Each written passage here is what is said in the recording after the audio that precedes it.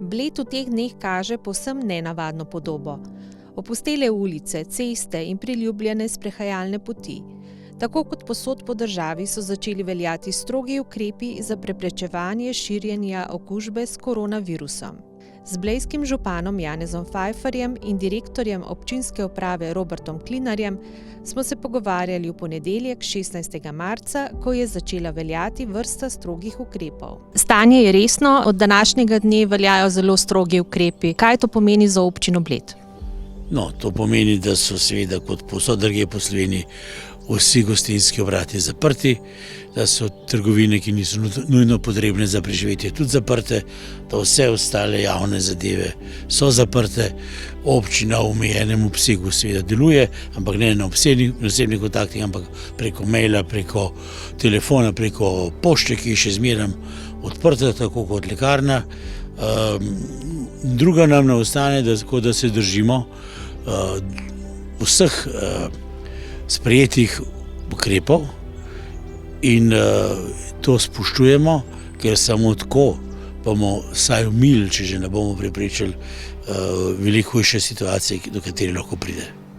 Od danes deluje posebna dežurna številka, na katero lahko pokličejo kateri prebivalci?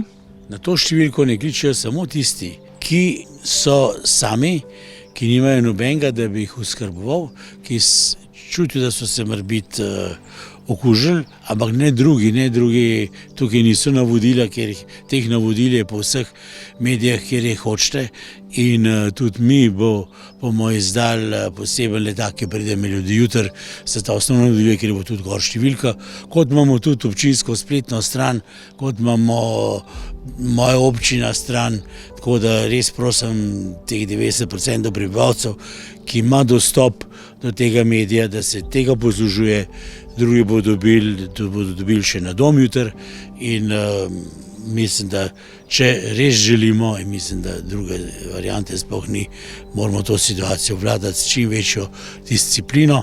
To niso počitnice, to ni dopust, to je izredno stanje, v katerem se moramo obnašati odgovorno do sebe, svojih in do vseh drugih. Za ranljive, se pravi za kronične bolnike ali pa za ostarele, ste vi tudi pripravili poseben načrt. Kako boste poskrbeli za njih? No, občina ima posebno številko, seveda je tukaj še udeležena tudi Rdeči križ in Karitas s prostovoljci. Prostovoljce pozivamo, posebej tiste, ki so najbolj primerni, zato da se prijavijo, da se tem ljudem lahko dostavlja hrana in še druge potrebščine, ker ne bodo smeli ven slučajno. A vabite tudi prostovoljce za varovanje otrok na domu?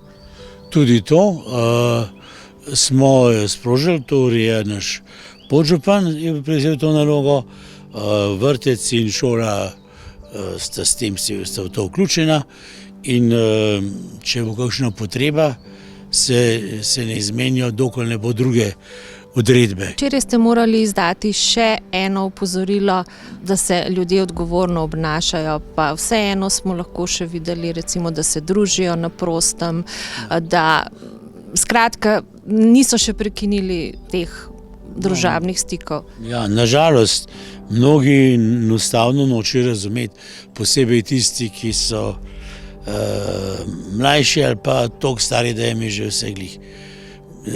Ni prav to. To je zares ni prav in moramo biti odgovorni do sebe, kot pravim, do svojih bližnjih in do vseh ostalih.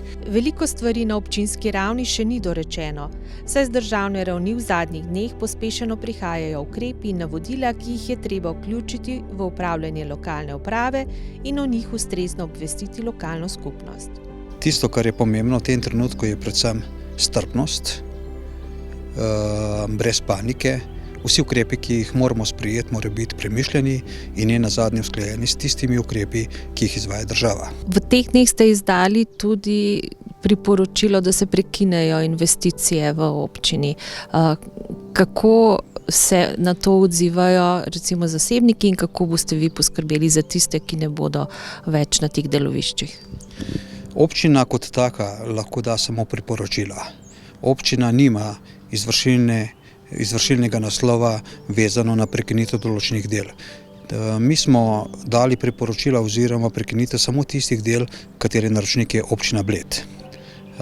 Tudi v teh primerih čakamo na ustrezna navodila države, saj so nažalost do danes oziroma do sedaj nepopolna oziroma nejasna. Bi tudi vi še kaj dodali? Jaz kot prebivalec lokalne skupnosti samo apeliram na vse, da se je potrebno zavedati, da je situacija več kot resna in da tista navodila ostanimo doma. Ne imejmo to kot nove počitnice, ne imejmo to kot tisti element prostega časa, upoštevajmo navodila, družimo se v družinskem krogu in izvajamo vse tisto, kar je potrebno oziroma kar nam nalaga tako država, kakor tudi občinska uprava. Za vsa gospodinjstva v občini so pripravili poseben letak s pomembnimi informacijami in telefonskimi številkami. Ta bo še zlasti dobrodošel za vse tiste, ki so jim spletni in družbeni mediji tuji. Za vse prostovoljce, ki se bodo vključili, pa so, da bi preprečili razne zlorabe, izdelali tudi identifikacijske priponke. To je tip te priponke, iz katere je razvidno, da je to prostovoljec občine Bled, seveda z podpisom, kdo je prostovoljec, z datum izdaje te priponke in ne nazadnje z lastnoročnim podpisom župana in župom občine. Tako da na ta način poizkušamo tiste zlorabe, ki se pojavljajo v takem času, minimizirati na čim manjše.